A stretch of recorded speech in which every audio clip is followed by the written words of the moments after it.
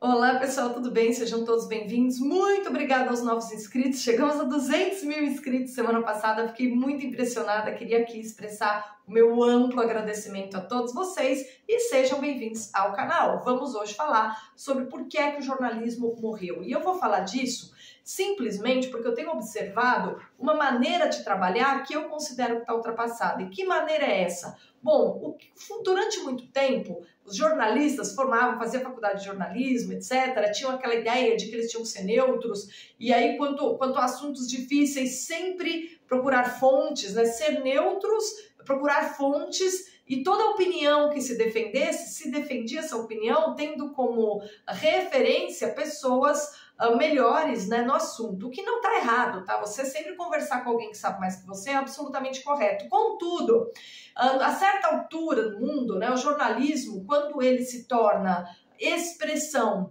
de uma visão política uniforme, hegemônica, você percebe que tem algo errado, porque os seres humanos, justamente por serem movidos por liberdade de pensamento, não pensam absolutamente da mesma forma. As pessoas discordam, as pessoas têm opiniões diferentes, porque elas têm visões de mundo às vezes diferentes, né? Então o natural é que haja divergência e por meio da contraposição de ideias você entenda por que é que a outra pessoa, um tá certo, outro tá errado, mas você vai entender por que é que as pessoas têm eventualmente essas discordâncias. E o que a gente tinha visto nos últimos 20 anos no Brasil, o que a gente via era um negócio assim, que é o que o Olavo chama de imbecil coletivo, inclusive naquele livro dele, entre outras coisas, não só no meio universitário, mas também no meio jornalístico, uma monotonia, né?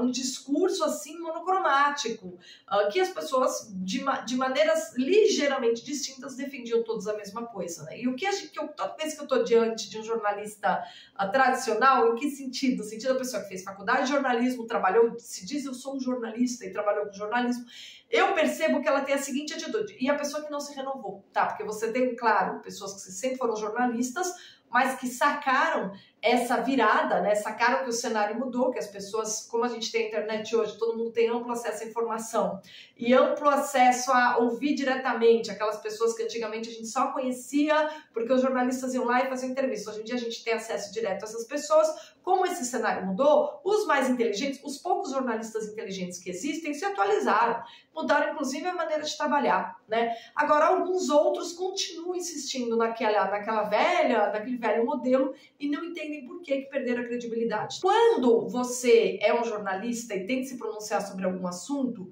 você muitas vezes vai perguntar para aqueles que entendem mais do assunto que você, né? Mas, e se todas as pessoas para quem você perguntar, na verdade, pensem parecido? E aí você estiver diante de uma outra que defende uma ideia completamente diferente, o que você vai tender a fazer? Olha, mas as pessoas que eu consultei, que representam o consenso quanto a esse ponto, estão dizendo isso, então você só pode estar errada? É assim que você vai se comportar, que é como nossos jornalistas se comportam. Por quê? Porque eles só trabalham com informação de segunda mão. Eles não têm hábitos de consultar fontes primárias, tá? Esse é o problema. Nos anos 50 no Brasil, nos anos 40, até os anos 60 e começo de 70, o jornalismo era praticado por pessoas que tinham uma ampla cultura geral, né? Pensem aí num ícone do jornalismo que foi o Carlos Lacerda, para quem a revista Esmeril fez um tributo, tá? Em abril de 2021, dê uma olhada, entrem lá no site que vocês vão ver, edição de abril de 2021, tributo a Carlos Lacerda. Por quê? Porque foi um grande jornalista da história do Brasil e também um político. Então é um cara importante para a gente entender essa relação entre disputa de poder e emissão de opinião e uso de veículos de comunicação. É importante, é algo vital para a gente compreender isso, né? E ele era um cara que lia Cícero, por exemplo. Então, quando ele ia falar de direito natural, ele conhecia a fonte primária. Quando ele ouvia alguém falar, por exemplo, de juspositivismo ou falar de qualquer coisa sem considerar o conceito de direito natural, ele tinha lá a fonte, tá? Ele lia os grandes juristas. Então, era alguém que conhecia, sabia do que estava falando. Ou ele tinha um amplo conhecimento dos clássicos. Ele conhecia a filosofia, tá? Ele conhecia os grandes retóricos, então ele sabia também fazer o uso da palavra e ele sabia que o bom uso da palavra, ele exige a manutenção da sua credibilidade, né? E para você manter a sua credibilidade, você tem que se esforçar um pouquinho, ou seja, você tem que estudar. Não adianta fazer 3 ligações para cada assunto que você tem que comentar, perguntar para as pessoas que estão na moda naquele momento e repetir o que elas falam. Se você faz isso, é porque você é um jornalista tradicional. E aí o público vai entender que o que você sabe fazer é ligar para os outros para pegar informação, formular um comentário bem pasteurizado, bem comum, bem previsível, porque hoje o mundo mudou, tá tudo na internet, a gente pode ouvir essas pessoas consultadas e chegar à mesma conclusão, a gente não precisa mais do jornalismo, tá? É por isso que esses jornalistas ficaram obsoletos. Aqueles que têm crescido no meio jornalístico, aqueles que têm crescido na difusão da informação, são as pessoas que se dão ao trabalho de ir lá verificar fontes primárias, tá? E eu vou dar um exemplo claro para vocês, só para deixar esse meu ponto feito, mas assim, antes, só um último comentário. Quando o jornalista, diante de qualquer polêmica que ele tem de dizer, ele vai ligar para meia dúzia de professores ou de cientistas para tirar suas dúvidas, a pergunta que ele deve se fazer é o seguinte: se essas 3 pessoas deram a mesma percepção, tem algo errado com você, jornalista. Não, você não ouviu todos os pratos da balança, você não está operando em equilíbrio, tá? Porque o natural é o dissenso quando a gente fala de ciência, para começo de conversa, e quando a gente fala de visões de mundo. Há razões pelas quais essas visões se contrapõem, há razões pelas quais algumas pessoas estão certas, outras erradas, outras equivocadas, outras ignoram algumas premissas importantes, e é por isso que a gente discute, para a gente tentar completar o raciocínio e chegar no melhor juízo possível. Então, se você está ouvindo das suas fontes tudo repetido, para chegar a uma opinião que você já está até acostumado a emitir, porque todo dia ela é a mesma, tem algo errado com você. Você é um jornalista tradicional que ficou obsoleto e precisa consultar a fonte primária para começar a ter alguma coisa chamada cérebro dentro da sua cabeça. Eu trabalhei um pouco com esse pessoal, o pessoal assim de redação, o pessoal que escreve pauta, vocês não têm noção realmente de como funciona a cabeça das pessoas. Esse pessoal não conhece fonte primária, eles não conhecem clássicos, eles não conhecem literatura. É um negócio impressionante que, se a gente compara com os jornalistas da época do Lacerda, a gente vê por que o jornalismo está obsoleto. Aquelas pessoas todas tinham uma grande formação intelectual, praticavam o jornalismo justamente porque tinham conhecimento acima da média, cultura acima da média, tá? E o que acontece hoje é que o jornalista não só tem uma cultura totalmente mediana, como ele se informa com pessoas que têm a mesma maneira de pensar e deixa de fora aqueles que equilibrariam outro prato da balança. Quantas vezes vocês não ouviram um jornalista falar que a China não é comunista porque lá tem capitalismo? Quantas vezes vocês ouviram? Vocês ouviram milhões de vezes, né? O que vocês não ouvem falar, as milhões de vezes que vocês deveriam ouvir, é o seguinte: é que na década de 80, de fato, houve abertura econômica, de fato a China se abriu para o mundo economicamente. Por quê? Porque o Mao Tse-tung tinha tentado um monte de economia planejada, de modelos de economia planejada, levou várias pessoas à fome, os chineses estavam literalmente passando fome, e aí o seu sucessor, que é o Deng Xiaoping, falou: pelo amor de Deus, hoje a gente faz algumas reformas aqui econômicas, ou vai todo mundo morrer de fome nesse país. O Deng Xiaoping era um comunista clássico, e aí as pessoas falam: não, mas ele abriu a China para o mundo, a China é capitalista.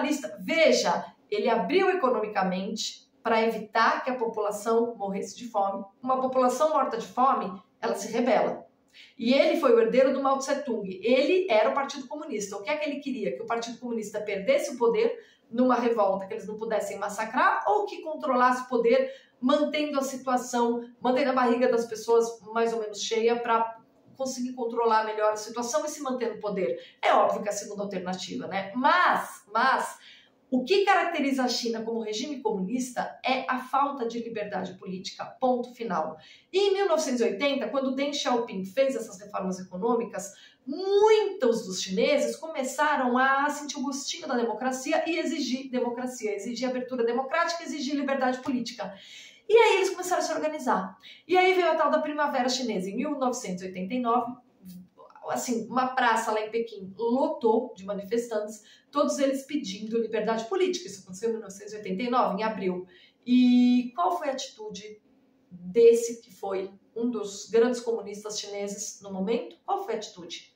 Ele disse que ia negociar e ouvir a população? Não, ele mandou tanques de guerra para massacrar todo mundo, tá? E isso tá finalmente contado por alguém que estava lá. Por alguém que estava lá. E depois conseguiu sobreviver àquele massacre, se exilou na França e teve 3 filhos. E em 2018, ele publicou na forma de história em quadrinho a história daquilo que é conhecido como Primavera de Pequim, né? As manifestações de 1989, quando os chineses se rebelaram sim contra o Partido Comunista e pediram liberdade política, mas foram massacrados, tá? Que acaba de sair no Brasil, esse aqui, corajosamente publicado pela editora Saquarema. Eu recebi um exemplar, chegou hoje para mim, eu tô louca para ler, né?